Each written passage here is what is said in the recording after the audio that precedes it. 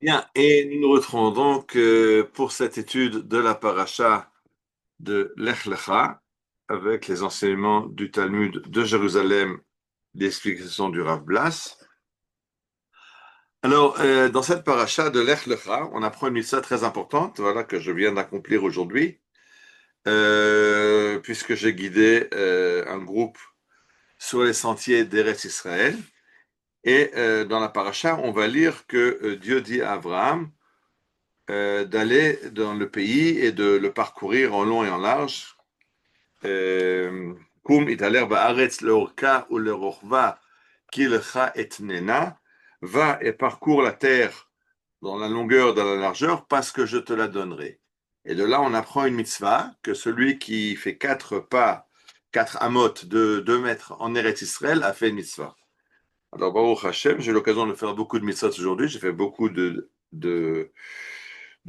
plusieurs fois 2 mètres dans le désert aujourd'hui. Donc, on apprend cette mitzvah de la paracha quand Dieu dit à Abraham de se promener dans le pays d'Israël en long et en large. Mais on apprend quelque chose en plus. Le Talmud de Jérusalem nous dit la chose suivante. Rabbi Eliezer Omer, il le reconnaît. Rabbi Eliezer nous enseigne que si on veut acquérir un terrain, le fait de le parcourir, ben c'est bon. C'est-à-dire, il faut comprendre une chose. Aujourd'hui, euh, beaucoup de choses, déjà à l'époque, beaucoup de choses, des acquisitions se font avec des contrats. Si j'achète un terrain, on fait un contrat, et quand le contrat est signé, eh bien la terre est acquise. Mais la Mishnah nous explique qu'il y a différentes façons d'acquérir différentes choses. Par exemple, si j'achète une vache et que j'ai payé le prix de la vache au vendeur, ça ne fait pas encore de moi le propriétaire de la vache. Il faut que je prenne la vache, que je la tire, qu'elle vienne derrière moi quelque part, et alors elle devient ma propriété. Tant que je n'ai pas fait cet acte, le fait d'avoir donné de l'argent au vendeur ne finalise pas l'acte et il peut encore se rétracter. Si j'achète au marché, je vais acheter des pommes. Alors, j'ai pris un sachet, j'ai demandé, j'ai préparé des pommes, j'ai donné au vendeur de me peser le sachet de pommes. Il a pesé, il me dit combien je lui dois, j'ai donné l'argent. Les pommes ne sont pas encore à moi légalement, et l'acheteur ou le vendeur, les deux côtés peuvent se rétracter.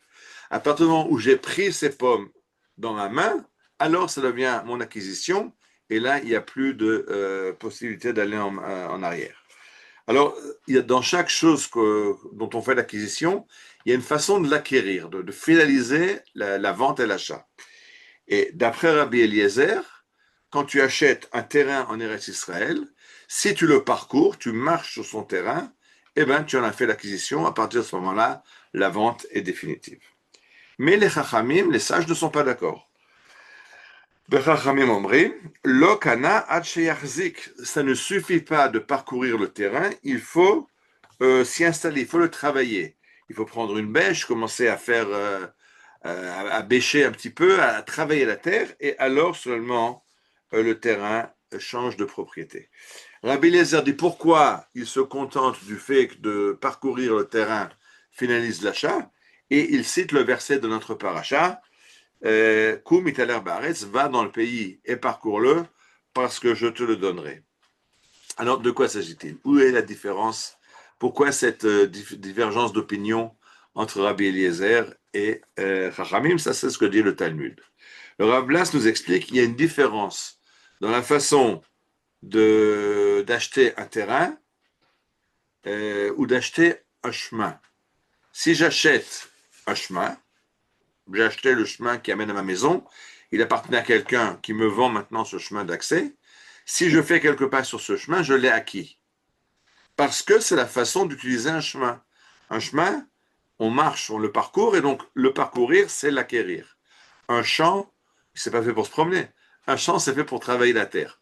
Donc si je fais un travail de la terre, si je bêche quelque chose, si je commence à travailler la terre, alors je l'ai acquise. Si j'ai un objet, je le prends dans ma possession, alors je l'ai acquis. Alors, le chemin, ça s'acquiert en marchant, mais le champ, ça s'acquiert en travaillant. Et Alors pourquoi cette discussion de Rabbi Eliezer, Rabbi Meir et Rabbi Chachamim?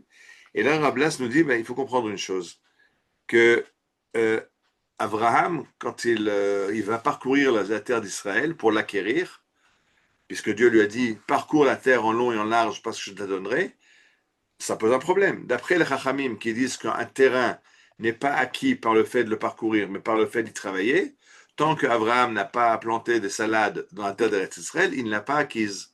Alors pourquoi Dieu lui dit, ben, parcours la terre et elle sera ta propriété. Et là, le Rav Blas amène fait une précision qui est incroyable. Il y a une différence entre la façon d'acquérir un terrain entre deux particuliers. Donc, si j'achète un terrain à mon voisin, il faut que je travaille la terre pour en finaliser l'acquisition. Abraham n'est pas en train d'acquérir la terre pour lui. Il n'est pas en train d'acheter un champ qu'il va cultiver. Il est en train de prendre possession de la terre d'Eretz Israël, de la terre de Canaan, pour sa postérité. Ça, c'est déjà un acte historique, un acte au niveau d'un peuple. Et alors, ça relève de la façon dont le roi prend possession d'une terre. Et quand un État veut prendre possession d'une terre, comment est-ce qu'un État qui fait la guerre à un autre État, parce que c'est dans l'histoire, la plupart des pays ont été pris de cette façon-là, ils ont été conquis à la guerre. Dans ce cas-là, ce que le roi ou l'État s'empresse de faire, c'est de prendre position sur les chemins, de construire des châteaux qui gèrent les carrefours routiers principaux, parce qu'une fois que on domine les routes, alors on gère le pays. C'est quelque chose dans l'histoire, mais même aujourd'hui, si on regarde la façon dont malheureusement l'État d'Israël veut gérer les territoires en Judée-Samarie, on construit des pillbox, on construit des points de contrôle de l'armée. C'est une façon militaire de dire si je contrôle les routes, je contrôle le terrain. Euh, En Judée-Samarie, ce qui n'est pas terrain conquis, qui est la terre d'Israël, la façon de la conquérir, de l'acquérir, c'est de créer des villages et de s'implanter sur le terrain. De s'installer sur le terrain, c'est comme ça qu'un peuple prend possession. On peut ou s'installer sur le terrain, ou militairement faire le contrôle des routes. Et donc, dit le Rav Blas, c'est de ça qu'il s'agit. Ce que fait Abraham, c'est en fait un acte symbolique de prendre le contrôle des routes d'Eretz Israël. Quand il marche sur la terre d'Eretz Israël, quand il prend le contrôle des routes d'Eretz Israël, alors légalement, en tant qu'État, en tant qu'ancêtre du peuple d'Israël, il prend possession de la terre d'Israël. C'est pour ça que la Torah, que Dieu va demander à Abraham de parcourir le terrain et de ne pas planter des salades. Si c'était un particulier acquiert son terrain en le travaillant, un peuple acquiert son territoire en dominant les routes du commerce, les routes de transport, en affichant sa présence et son contrôle des routes. C'est ce que demande Dieu à Abraham, et c'est ce qui va être fait dans cette paracha.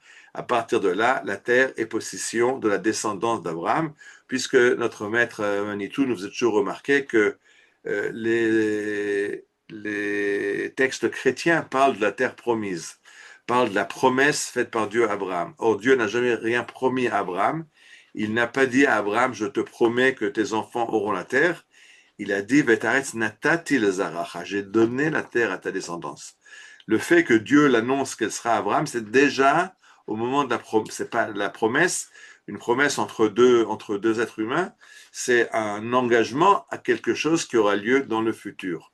Quand Dieu dit à Abraham, la terre est à toi, c'est quelque chose qui prend déjà effet au moment où Abraham reçoit ce cadeau de Dieu, même s'il y a encore des Cananéens qui habitent la terre. À partir du moment où Dieu lui a donné la terre, il lui a dit, je t'ai donné la terre, prends-en possession. Et c'est pour ça que bien que le peuple d'Israël n'existe pas encore, il y a un seul juif, c'est Abraham, ben, la terre est déjà en possession du peuple d'Israël qui naîtra plus tard par le fait qu'Abraham a arpenté la terre d'Israël en long et en large. Voilà, j'espère que notre gouvernement va le comprendre, que le peuple d'Israël va le comprendre. Et si le gouvernement d'Israël et le peuple d'Israël le comprennent, alors peut-être que les nations le comprendront aussi et reconnaîtront le droit d'Israël à sa terre, et cette guerre dans laquelle nous sommes arrivera à son terme. Shabbat Shalom, Be'ezrat Hashem, à la semaine prochaine. Amen, amen.